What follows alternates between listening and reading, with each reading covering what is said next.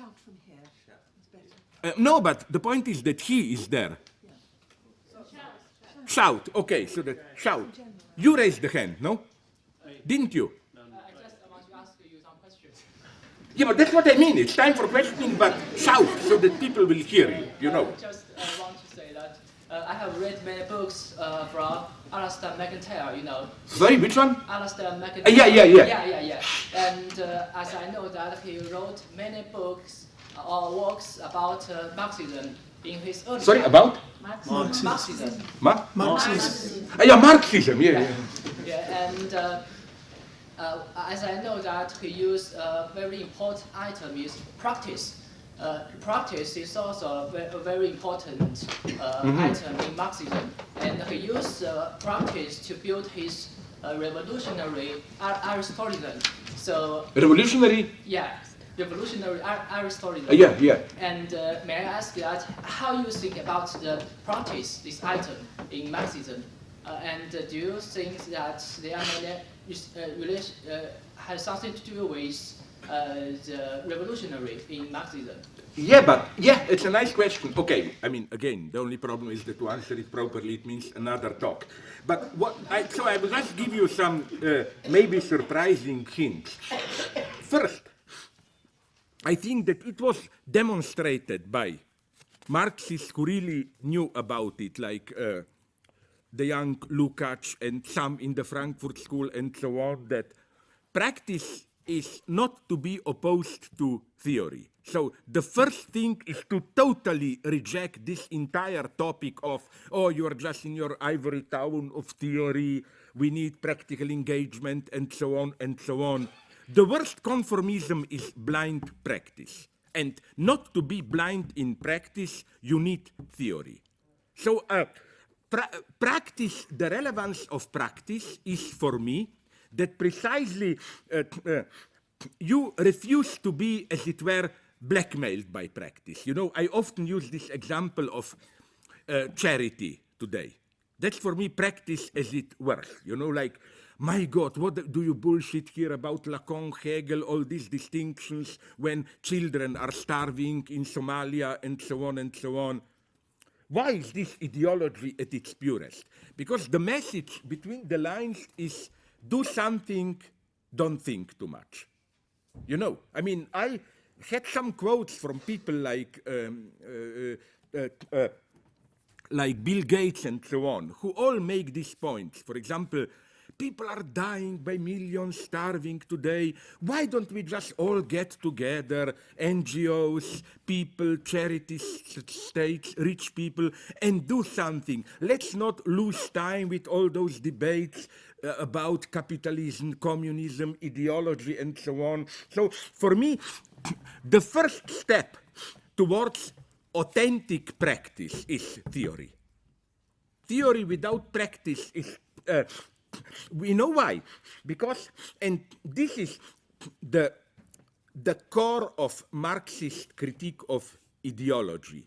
Ideology is not a crazy theory which is obfuscating we're doing in practice. Ideology at its most radical is part of your daily practice. You live, Althusser pointed this nicely, we live ideology in our daily life. You know, for me, for example, racism is not, almost nobody, is racist today in this direct sense, whatever. No, racism is when you, true racism for me today is not to say, I don't know, Arabs are stupid terrorists, fanatics. Islam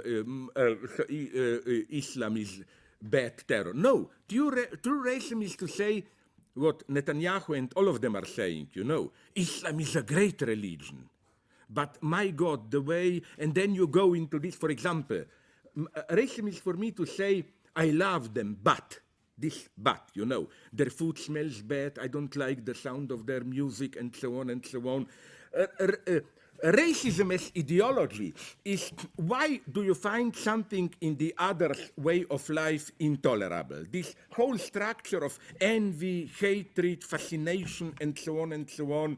And so, for me, again, I don't fetishize practice. I'm even ready to go here a step further, where probably no one will follow me.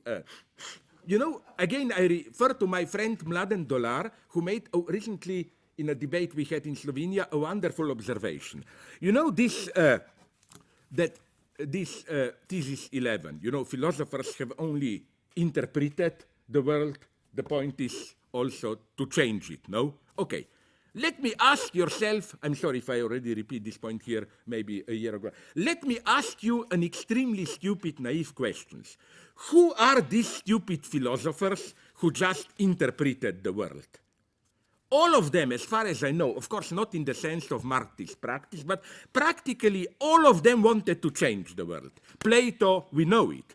Republic was a blueprint to change, and you know the story. He even went to Syracuse, to Sicily, to convince the local tyrant there to reconstruct his state in this sense. They practically all wanted to change the world. Spinoza has a project, Kant has a project, all philosophers had a project how to change the world. Now I will become really evil. Except one. Absolutely no. Hegel, which is the greatest inspiration for Marx, no? With Hegel, you definitely don't have this. He doesn't want to change the world. That's why, and that's the beauty, he was the most valuable source for actual revolutionary practice. Or to put it in another way, to really change things. And that's what I will improvise if I will still survive and not have a heart attack at 6:30 today at LSE at that talk. That's why to really change things, you must go through that point of hopelessness where you lose your dreams and so on and so on. So let's not just, first, to really change the world, you have to see what spontaneously comes to you as the way to change the world, how to renounce that, and so on, which is why, and that was the greatness of Lukács in History and Class Conscience to describe, which is why a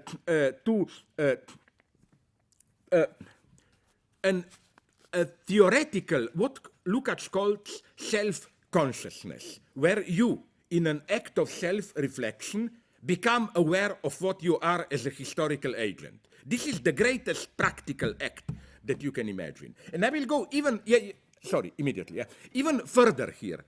That's why what I like in Adorno is this insight, which I think is more true than ever apropos today's interactive art and so on.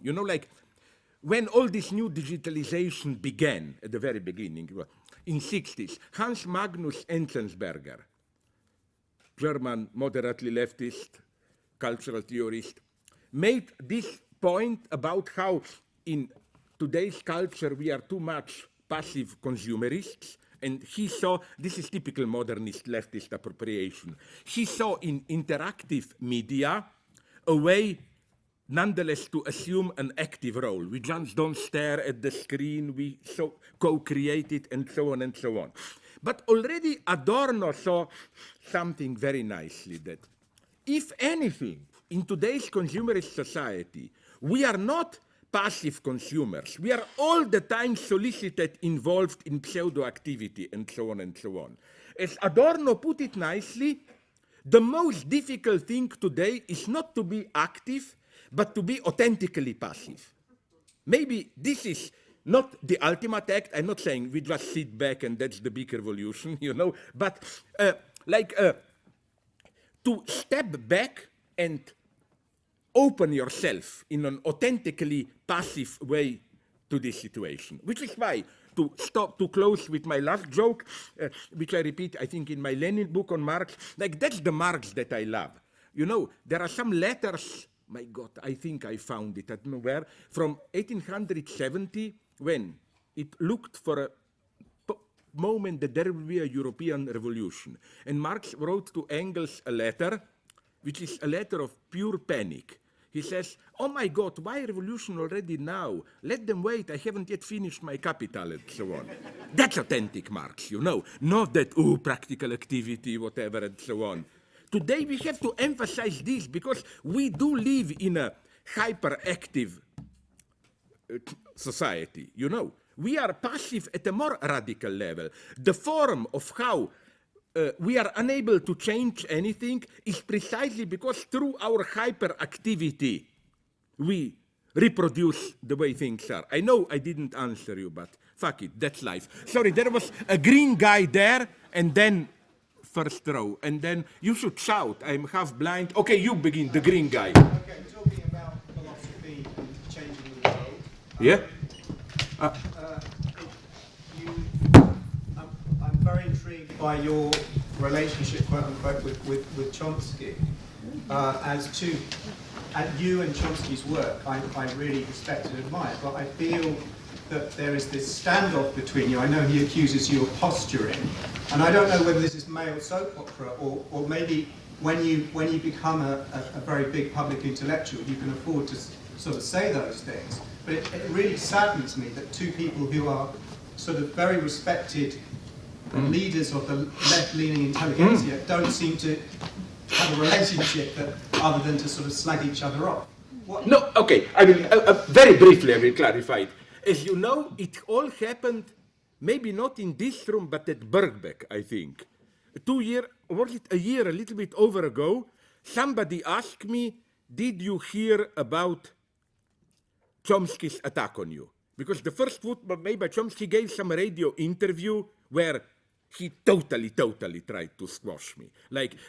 Because then the journalist asked him, okay, you don't agree with him theoretically, but what about some progressive political collective acts? Would you be ready to collaborate with him there? And Chomsky said, no, absolutely no, nowhere, and so on and so on. So I didn't know anything about it. I just, in a crazy, shocked way, reacted here. And I was pretty pissed off when then someone transcribed this, and then it started to circulate as my response to Chomsky. So then, of course, he did back, and then the only thing that I count, if you notice, it is done in an extremely respectful way.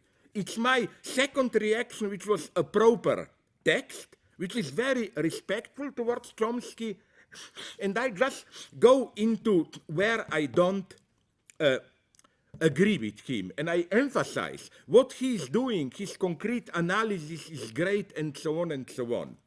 But for me,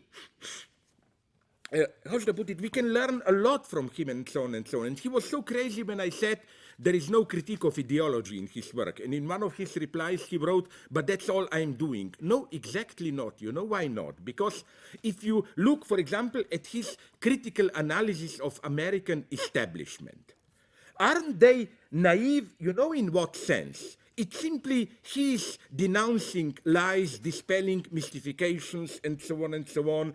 He displays all the hypocrisy and so on. But for me, the enigma of ideology is not, we all know this, that people lie all the time. But what do you have to believe sincerely in order to lie like that? How should I put it? That's the mystery of ideology. You know, for example, we know that Dick Cheney was cheating and so on. But you know, cheating people are even more naive, I claim, and cynics, and so on. So this aspect is for me, he's a simple, and we need this. He's just, and we are now even put together. I was glad to see now, somebody told me that there is now news that there is some action in support of Snowden, and we are even mentioned as a couple. Chomsky and me are doing it, and so on and so on. Because this is so one difference, that he is, you know what, I didn't want to confirm who told, he said, I did never say what he, but I know, you know, I can say this here. Colin Robinson, the ex-Verso editor, who now works for New Books or whatever, some American publisher, he told me 2 years ago that he had a lunch with Chomsky, and the Chomsky told him that basically today things are so cynical that we don't have to refute any ideology, that today's ideology even doesn't pretend to take itself seriously. Like when United States say we fight for freedom, democracy, ignore it. It's ridiculous. We just have to make it known to people, to disclose secret, to inform people what is going on. This I don't believe it. I think first people know a lot of it. Here I even had a slight, very friendly, not even really disagreement with Julian Assange. He's here to Chomskyan for me, because he's doing a great thing. But he still thinks, my God, people have to know this. My cynical view is that most of it, okay, not in this detailed form, but wait a minute, was any of us so stupid that you or he or she didn't know that probably we are controlled and so on? Doesn't a certain amount of power confer this notion of transcendence on intellectuals like you and Chomsky? So you can't see each other. You've reached a certain... Here I would be a little bit arrogant and I would say, I can see him. I don't have any problem with him, and a shared friend even tried already 5 years ago to say, why don't the two of you meet and do a book of conversations together? I said yes, he said absolutely no, no way, and so. But many people, Chomsky is not here an exception, because with whom it was even worse, Jürgen Habermas, a Polish friend of mine told me that from that Krytyka Polityczna, Sławomir Sierakowski, the boss, that he made 2-3 years ago a big interview with Habermas, like 4 hours, what they call in-depth profile. I don't like this because I don't have any depth to be, whatever. But the point is that in the middle, they went over contemporary theories, and at some point he said, okay, Zizek doing some kind of a leftist critique, what do you think about him? You know what Habermas answered? If you mention this name once more again, this interview is over. So it happens. I don't care. But what I want to say is that I agree with you. Look, I'll put it in this way, in old-fashioned Maoist way. I still don't think that the antagonism between me and Chomsky is the antagonism between people and the enemy of the people. It's what Mao called the antagonism within the people, where I only... Okay, apart from this general disagreement, but still finding Chomsky's work very, extremely useful, where I have another disagreement is, his type of what vaguely he himself refers to as anarchism. I don't have any illusions of October Revolution. It was a deadlock maybe from the very beginning. But Chomsky, here I'm not lying, I can give you quotes. He totally dismisses it as a narrow Bolshevik coup d'etat, nothing. Oh, it wasn't as simple as that. He doesn't see the tragedy of October Revolution, which was that it was an authentic event and so on. So again, what I miss in him, I know I don't have a detailed blueprint planned for what to do, but do you have any idea what Chomsky wants in the positive sense? Okay, vaguely, we all want this. More transparency, democracy, blah, blah, blah. Okay, everyone wants this, but... Wants the impossible. Sorry? He doesn't accept his own contradictions, so he can't see it in other people. But even, you see, here as a Hegelian, I totally agree with you.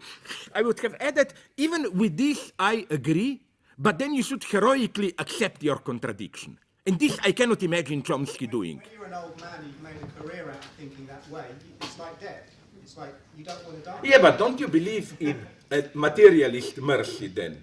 Maybe if God has mercy on you, say, oh my God, but I was in contradiction.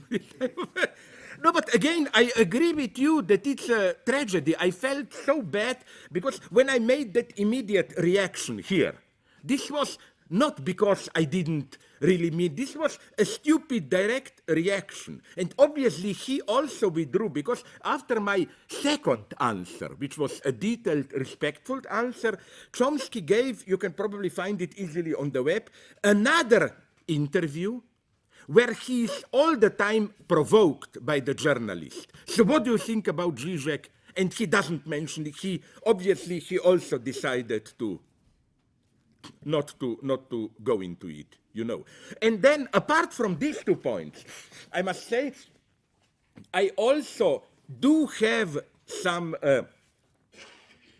political, concrete, I think he sometimes does make in concrete judgment political mistakes, and so on and so on. I mean, he's not as perfect empirically as he thinks, but we all, who is perfect, you know. No, but again, he's a great person and so on, whatever, my God. No, I think I totally agree with you. It's like, it's not productive, it's unnecessary, you know. And I'm not saying because the difference is small.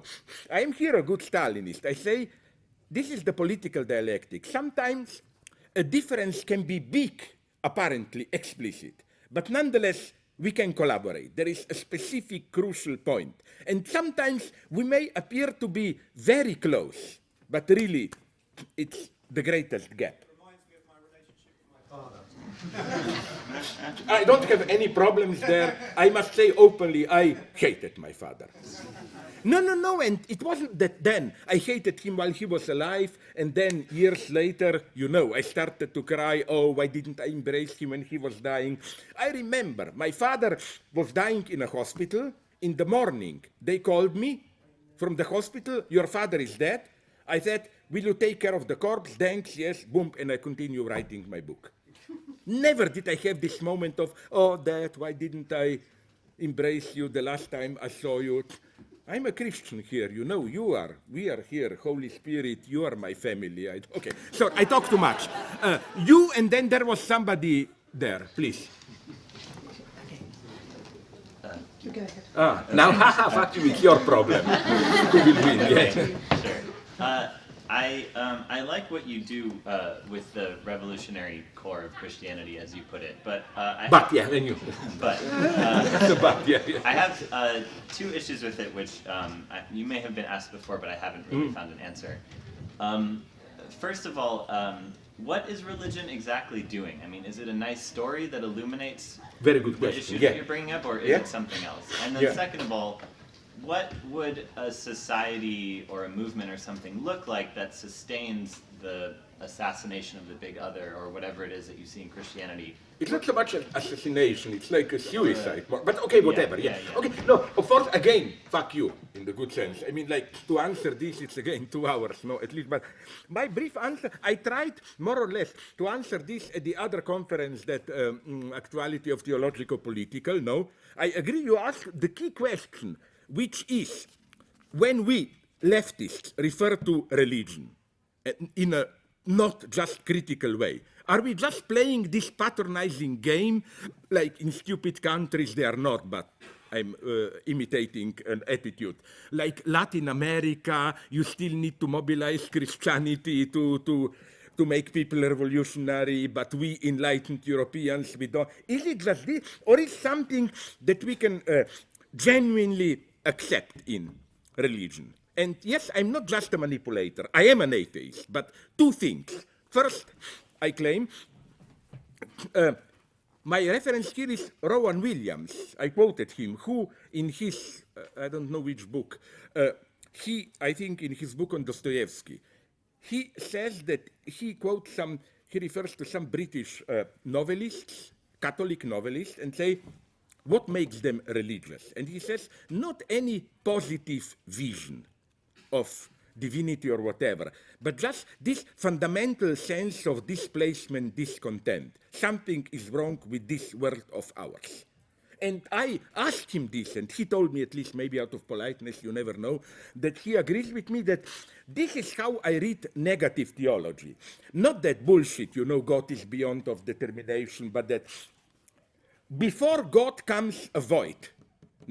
We, you know, like inconsistency and so on. And this is the fundamental theological experience. It comes before asserting, to put it in this way, before having a God, you must open up the space for God. And you can have that space then also without God. That's my definition of, along these lines. The second thing is that then we go specifically to Christianity, because, Lacan says, as I also repeated, that the true formula of atheism is not God is dead, but God is unconscious. He means precisely, referring back to ideology, that we, even if we are officially atheists, we are we act as if we are a religion in our activity and so on and so on. And the point is how you overcome that, and here I see the legacy of Christianity. Maybe people are always telling me, but why don't you also see similar possibilities in other religions and so on and so on? I don't know. I wasn't yet convinced of it. I have a great, contrary to what some people think, I have a great appreciation of Buddhism and so on, but it doesn't totally satisfy me. But sorry, I'm losing time so that at least 1-2 idiots people, I mean, you can, please. I was interested in your lecture yesterday and the part that art played in it. Looking through Pippin at Hegel's failure in relation to class struggle. The idea that art has been demoted and we look to science for the absolute. Yeah.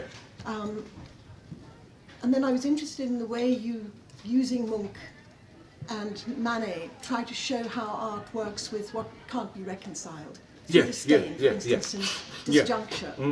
And my question is, do you think that Lacan's work on Sade in relation to sublimation, atheism, the death drive, for instance, and the way Sade is an adequate way of thinking art and the absolute in the contemporary situation? This one I cannot answer you, but because Did you get the point that I made? Sorry, I'm sorry. Just let me finish.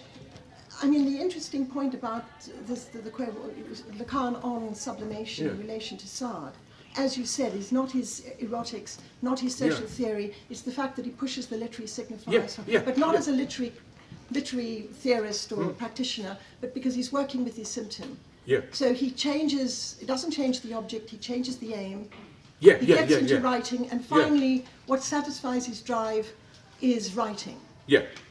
No longer what the original object of damaging young girls and so on. So there's the potential to change not only the drive, but ethics. Of course, So I just wonder whether you think that Lacan's theory of sublimation indexed to the death drive is an adequate way of thinking art and the absolute in our contemporary situation. Now I will be totally honest. To answer you now directly, these are such fundamental points, is beyond my scope now. You know why?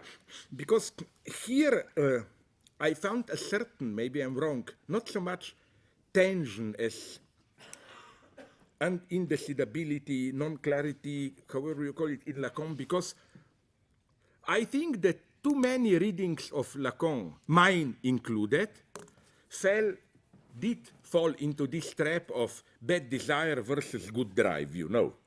But I think that ultimately Lacan doesn't privilege drive against desire, as if, you know, desire is still attached to the law, caught in some dialectic master, but truly elementary, the zero level is drive. I think that there is a short text in Écrit on, from Freud's Trieb to the desire of the analyst, where nonetheless desire returns as this strange desire of the analyst, and it's desire, not drive. So along these lines, I don't think some people are fascinated by this idea of saying, you know, in desire you still have lost object fascination and so on, endless, while in drive you find satisfaction, self-enclosing. I think that both desire and drive are like in parallax two visions of some more radical deadlock, however you call it, and so on and so on. I don't think you can reduce one to the other. But I think it's very clear in the ethics that ethics seminar. Seminar 7, that sublimation in Sade and for Lacan, radical forms of sublimation linked to the death drive is a move from, say, pathology to the universal. That I agree. Although, as you know... And also it's the bearing, just one more point. I'm sorry. See whether it's the bearing of, in ATI, transgenerational contamination, it's coming to terms with. But okay, I will not repeat the old stuff. I agree with you, but you know probably better than me that in ethics, precisely there is not yet drive. It's a pure desire. And I think this is how we should read my old point. You remember on the very last page, even the last or one before the last paragraph of Semiral 11, where Lacan says, the desire of analyst is not a pure desire. Ce n'est pas un désir pur. Now, as always with Lacan, you should ask the totally stupid question. Who is that idiot who ever claimed that desire of the analyst is a pure desire? The answer is Lacan himself 4 years earlier in Antigone. Which is why maybe I'm wrong, but now Antigone is almost my taboo, you know, the one which should be, no, sorry, not Antigone, the ethics seminar. Because precisely, I think that what Lacan does in next seminar, Transference, when he analyzes Claudel, Coufontaine, Signe there, it's precisely what eludes Antigone, what is still false in Antigone. I think that would have been much closer. It's precisely just a way of, you know, this no, the no of Signe. That's Lacan moved forward, which is why, yes, I agree with you about sublimation and so on, and we would have... The absolute and the contemporary, that's Sorry? the question. The absolute, this question of whether art, we look to science for the absolute, or whether art in the contemporary situation can actually take up what can't be reconciled. The absolute important questions, whether art, how art might... no, of course, no, my answer is this one. Of course it can, but where? I mean, I would... Which? What? I mean, I'm more and more very critical of contemporary art. Like all these fashionable artists like Damien Hirst and so on. My God, when people take power in my Stalinist universe, you know, I say, hi Damien, here you have a first-class ticket to Siberia and one-way ticket. No, you know, I don't know. It's so. Of course, it still does play this role, art, but one should have been very precise here. Where, how? I think it's more in it's more in glimpses here and there. You cannot simply say this orientation is the proper one or whatever. You know, I just have great doubts about conceptual art. I don't think it works to the end. It did play a certain role. Sorry, you are lady, the black lady. I wasn't going to ask this, but you did mention Adorno earlier, and it falls right into this. Yeah. I'm thinking about the material production of art now and how much it's oriented towards education and sort of like political and social appeals, grants, that kind of thing, and like sort of, I don't know, moralistic, almost educational. And I was thinking about this idea of like interactive art. It seems like art these days is entangled in social and affective labor and some form of kind of moral, basically ideological orientation in society. So I'm curious how, why you would bring up Adorno in terms of possibly this idea of autonomy, and whether at all that connects to what you said earlier about borderline. I see your point. No, here again, I can just give you some confused points. The first one is when you say how art is to the... You know, what I hate in modern art is best exemplified in these institutions of Biennale and so on. They have two features. On the one hand, it's part of an intellectual fashion that they proclaim themselves critical, extremely revolutionary, and even analyzing the way they in advance admit, but we are ourselves always already manipulated by capitalist market and so on. And nothing changes. It still works. I mean, for me, today's art biennales, especially when they play this politically correct, anti-Eurocentric role and so on, it all appears so open, anti-racist and so on, but it's so perfectly integrated into world market. So when you, the second problem I have with this, what you mentioned, this how it is included education into political process, this is the big problem I already had with Brecht. Look, he had this idea, learning plays and so on. But how did Brecht's plays, when they were performed, really work? A very vulgar question. I claim there was never a moment when you can really say they were performed to the workers' public, they mobilized the workers, and so on. Maybe there were some mass performances just before 33 in Germany of some of the learning plays, but it's very interesting to read the reactions to them. Workers were mostly shocked and considered them way too authoritarian. It's interesting that Jazager, that, how to call it, the guy, the man who says, yes, this first learning play with that authoritarian message, it was better received by the extreme right, who saw, the true spirit of self-sacrifice. I'm not saying they were right. I'm just saying that when we talk about art playing an educational role and so on, here I am for practice and empiricist. I would really like to see what does this really mean? How does it really function? It's very tragic. If you look, for example, and I spoke with people who worked there at Brecht Berliner Ensemble Theater in Berlin after World War. Almost the majority of the public were West German from West Berlin tourists. It was earning money for...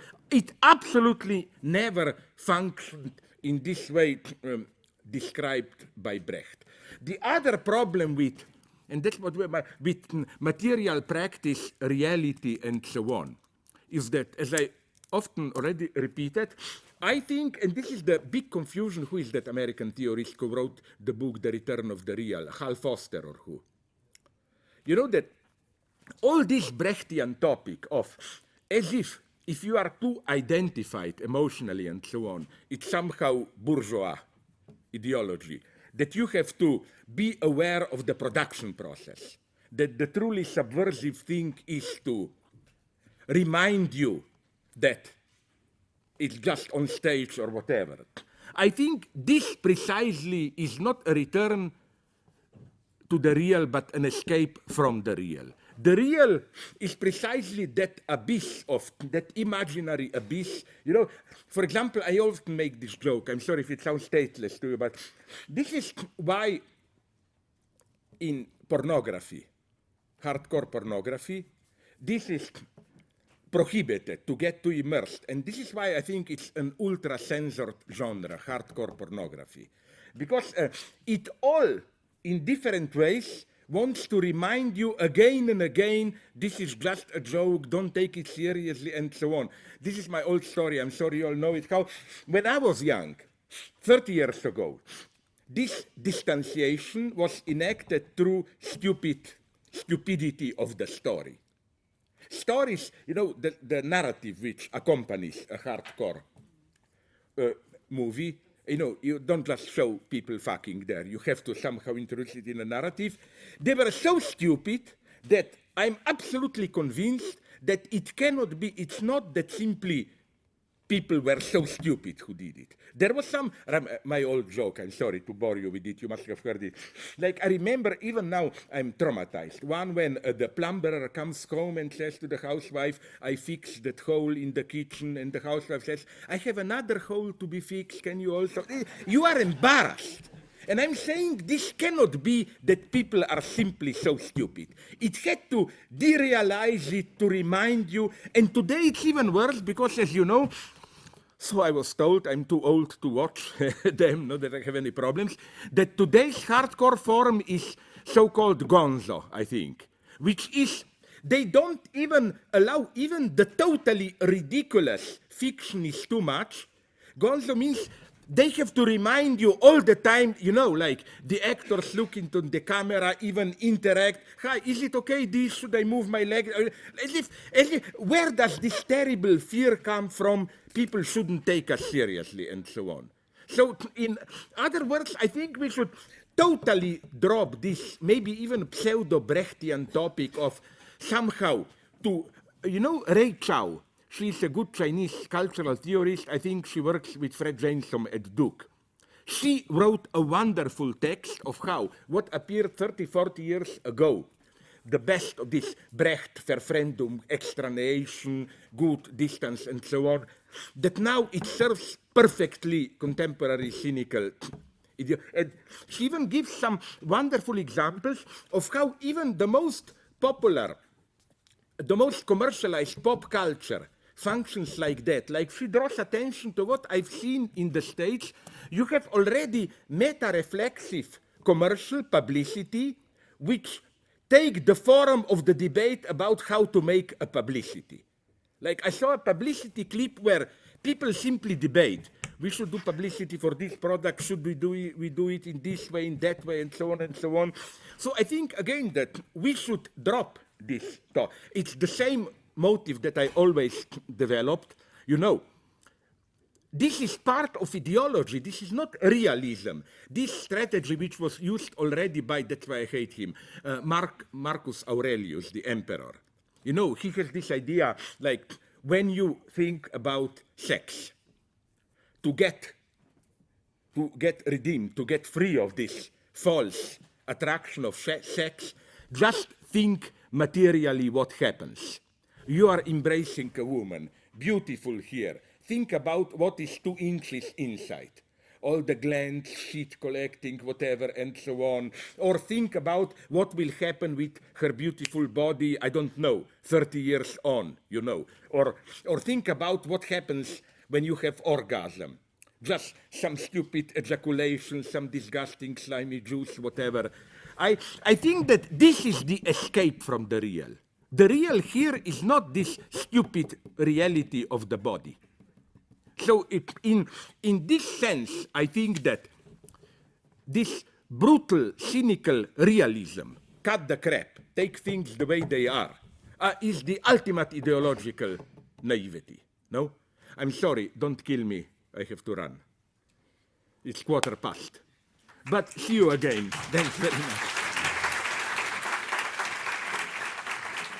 Because, unfortunately, I have to prepare...